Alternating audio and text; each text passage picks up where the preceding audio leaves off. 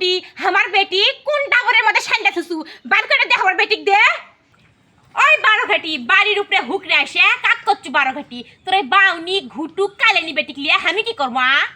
ওই 12 ঘাটি আমার বেটি বাউনি কালেনি ঘুটু তা তো দামরা বেটা আমার বেটি ফুসলে কিসের জন্য বাই করে লাগাছে? ওই 12 ঘাটি আমার বাড়ির থেকে বার হয়ে যা।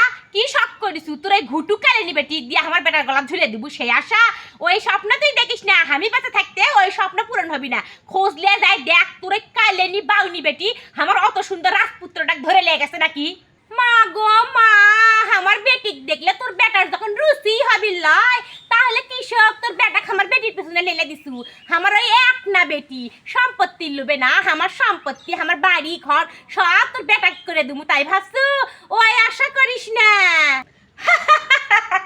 কি এক সম্পত্তি আলি রে, তোর এই সম্পত্তি থেকে মুতে দে। তুই কি মনে করছু যে আমার বেটার গলা তোর বেটিক ঝুলে দিব? জীবনে কোনোদিন আমার বাড়ি থামি তুলমু? দূর হয়ে যা আমার বাড়ির থেকে দূর হয়ে যা। শোন রে 12 ঘাটি মায়া, আমার নাম বিলকিস বানু। আমার বেটিক যদি আমি ঢুরে না পাই তাহলে তোর সগলি কি জেল খাটামো, মামলা দিমু। না বালিকা সোলটা আমার ফুসলা লিয়ে গেছু তারই মামলা দিমু দিয়ে 14 গোষ্ঠী কোমরে দড়ি বিন্দা জেল খাটামো।